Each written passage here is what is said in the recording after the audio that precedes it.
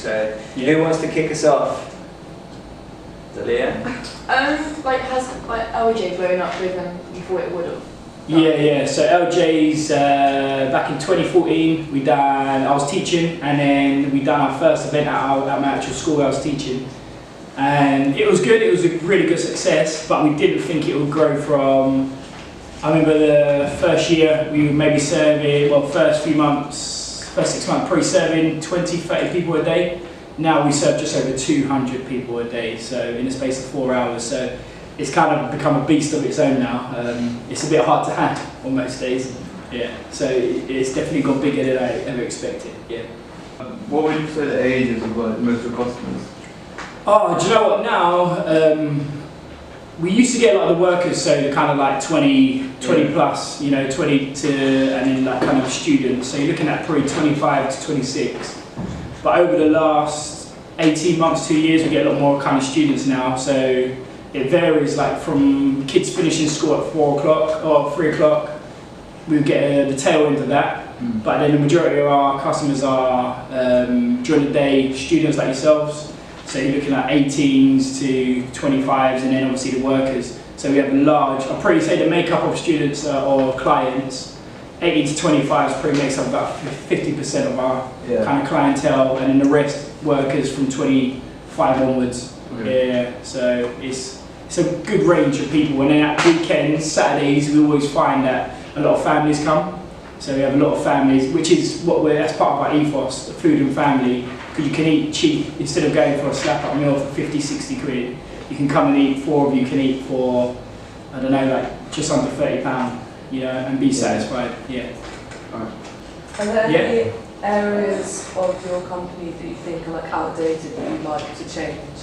Do you know what, the company is always, in my opinion, it's always outdated. So I work a lot with Nick.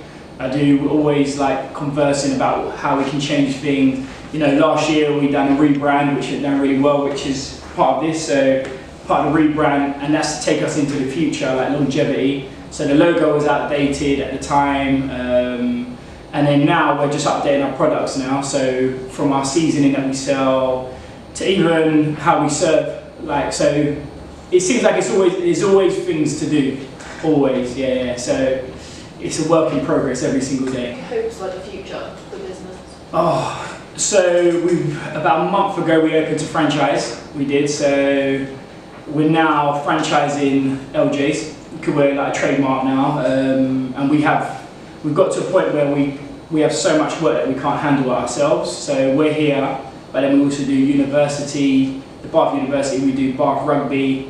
We recently just signed a contract with England Rugby Sevens. And then we're trying, at the moment again, me and Nick are working to get our seasoning out, because Sainsbury's have approached us about it as well.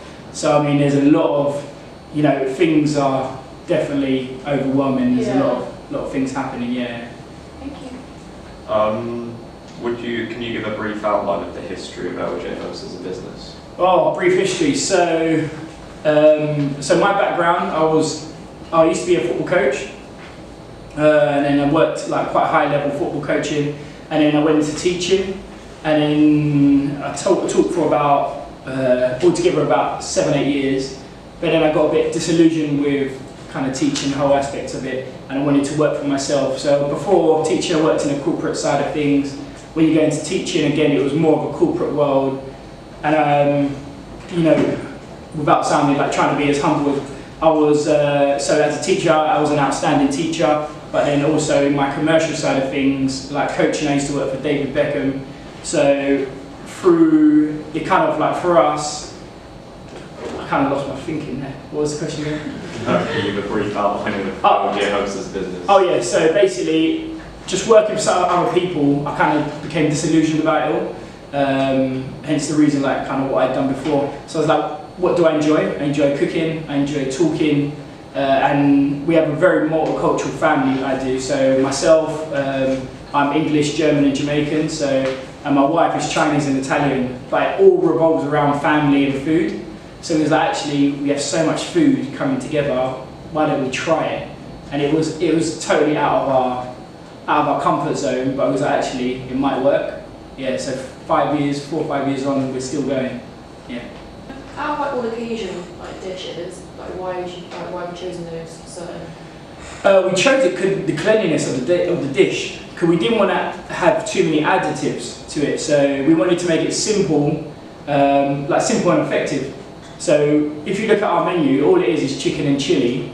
But what we do, we mix it up by doing different styles of it. So you could have it in wraps, sandwiches. You can have it as a mix. So it's quite a simple dish, and what it does, it allows us to like keep things simple, keep it clean, and it doesn't overwhelm the customer, because you know you usually go to places and the menu's just full, and you're like, what do I order? Like here, that's kind of our USP, that you can see what you want, and you could just go for it. Yeah, it's a simple menu.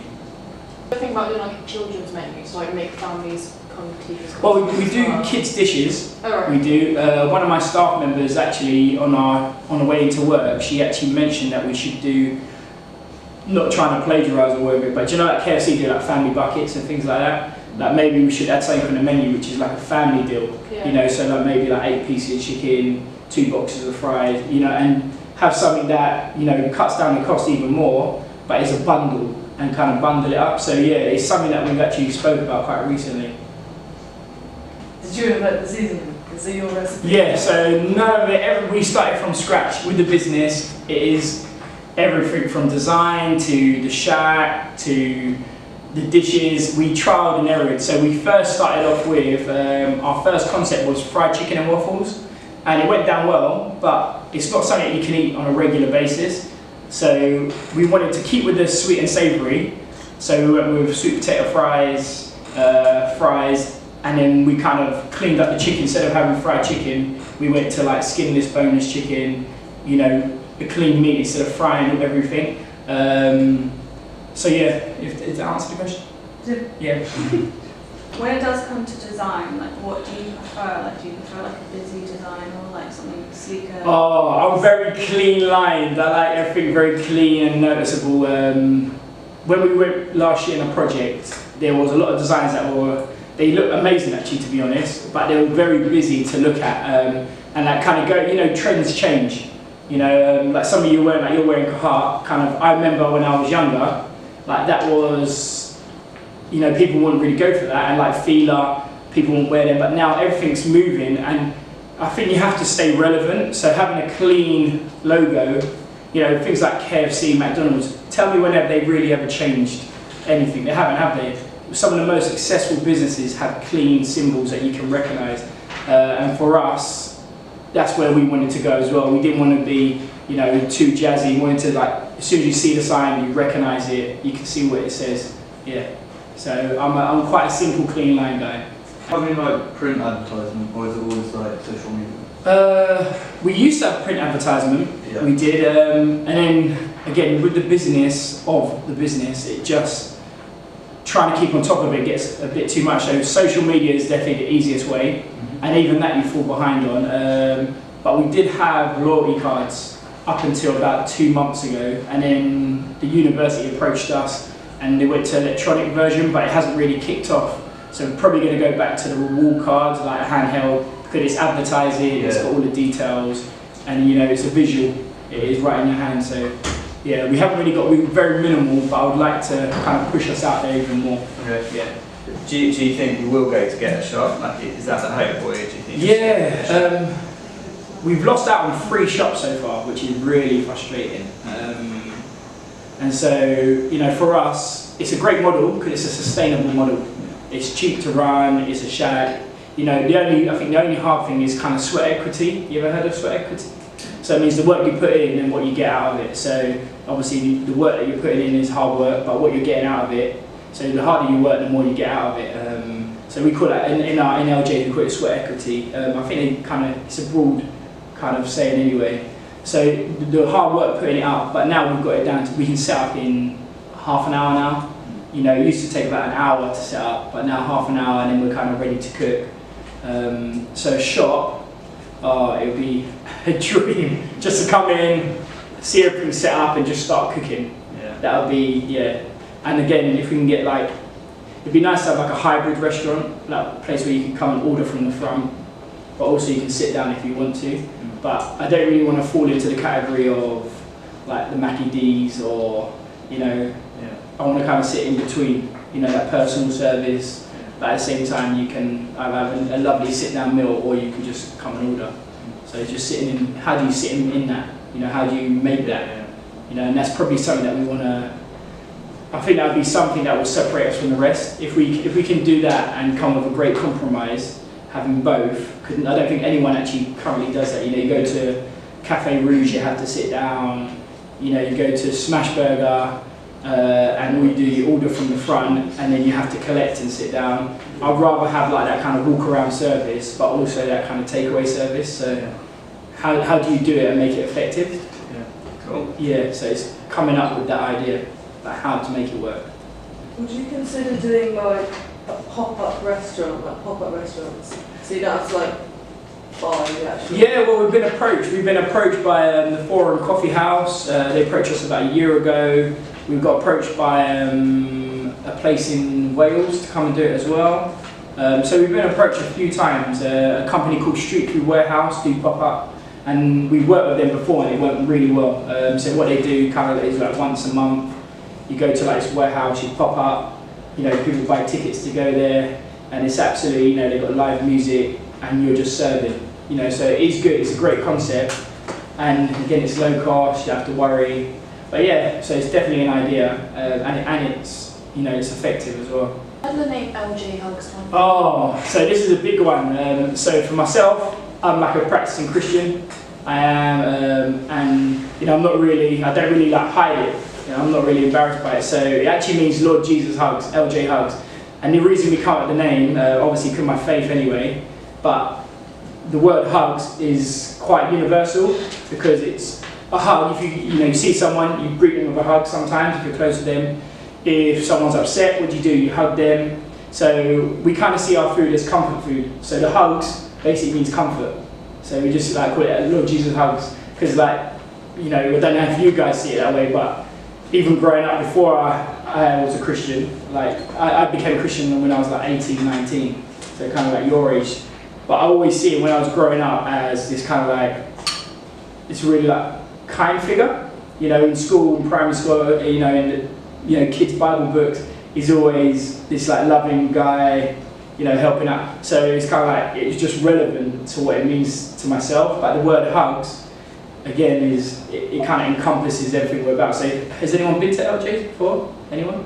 No? Yes? A few people? Yeah. You go there and the staff are friendly, like they're laughing, it's a buzz to be there, and like, you know, you get 2 minutes of our time that everyone's laughing out how your day is. And it's not an act, it's literally like people are interested. And you know, even if one of the things that we try and implement into like serving is if you get horrible customers, that's the truth, you do. But then their first visit, they're like, yeah, that, and they're quite abrupt. But then if you're kind to them, you know, how can you be? It's like, how can you kick a puppy? Do you understand that kind of concept, that analogy? You see a puppy, you know, you can't be horrible to a puppy, and it's a bit. We kind of adopt that approach. Kindness changes everything. It kind of changes the heart. So the more you're kind, so we have customers that when they first came, they're very, very like, you know, quite rude, quite short, and they're like, give me this, could you see? So I'm providing, I'm a service. But then second visit, they become you kind of break down their armour. Third one, you break it down a bit more, and by their 4th, 5th visit, they know you, and they're like, all right, guys, how you doing? And that's the whole concept of like LJ is actually. It's about being unconditional. So there's no conditions when you come here. Like you could be as horrible as you want, but it doesn't mean we're not gonna replicate that. We're gonna come with something totally different. We're gonna be like, hey guys, yeah, let's help you out, blah blah blah. What do you want? And give you a service that makes you go away feeling like, because food tastes better when you know it's come from good hands. Like if it's made with love and you have a good service, you're going to enjoy it more, right? You're going to sit there and like, man, that was good, I'm going back there. So that's our and it isn't, like I said, it isn't an act. It's something that we've just always done. When you post on like social media, do you like see like more people come and buy from you? Yeah. Like social media is difficult because they go by algorithms. So like, you know, what you hashtag, what people view, and again, like. So I'm on Instagram myself, and I follow certain things. But the only problem is when I find that it's kind of like a pet hate. I love following people, but when they post too much, I kind of just become oblivious to it and I stop liking it. We try not to post too much and like saturate it. Yeah. So when we do, kind of try and make it fun. Some videos are hilarious. Like we've done, I think last year we used to do a university on a Wednesday night, and it was quite funny because we used to do a live feed. We did. We used to have a lot of people. So you got us, and we could have our music as loud as we want at the university. So they call it at the uni. It's like the unofficial after party. Could we serve from 8 till 3 in the morning? So people come out from clubbing, you know, about 1. You know, they're starving because they've had a drink and everything like that. And then we're just like, you know, we're just dancing, everyone's like putting requests in for songs. And yeah, so it's something that we want to tap into, but we don't want to saturate it, you know, every day. But at the same time, we've gone from, I think it was like 600, yeah, around about 600, and now we're kind of heading towards like 1,200. We are. So it's gone up ever since we've kind of been posting semi-regular. It's definitely like attracts people, and like the hashtags, if you get them right, they can bring a lot of like things through as well. Yeah. Okay. Yeah. What's your food source? My food source.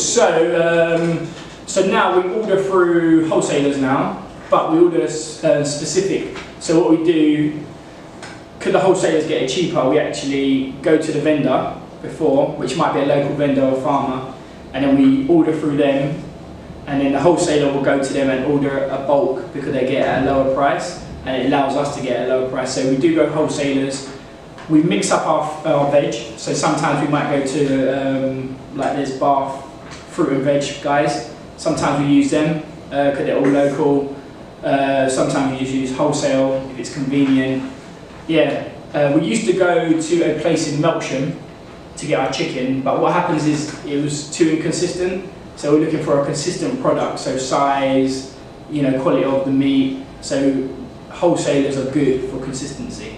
So yeah, sometimes 75% is wholesalers. Yeah. Do you think the like printed like posters like around town would be like a good way to get? Yeah. Yeah, definitely. We want to start getting like out there. We did hire when we had a guy called Ephraim who was actually part of the Bath College. Yeah, Biggie. We call him Biggie. Yeah, Biggie. Biggie was actually first hired. He used to come and dance for his food. So, yeah, which is good. But we thought it was such a good, like he was so dedicated to dancing for his food that his first role was actually to have, we had like a portable Bose, and it was to him to just have music playing and just go and hand out leaflets, you know, just to draw people in. So that was the first concept. So, you know, it goes along the lines of posters, leaflets. Yeah, so I think we probably need to hit it a bit more. Yeah. Yeah. Have you thought of expanding your shop? So obviously you have the seasoning on there, but let's go. Yeah. On the website. Yeah, on the website. Yeah, yeah.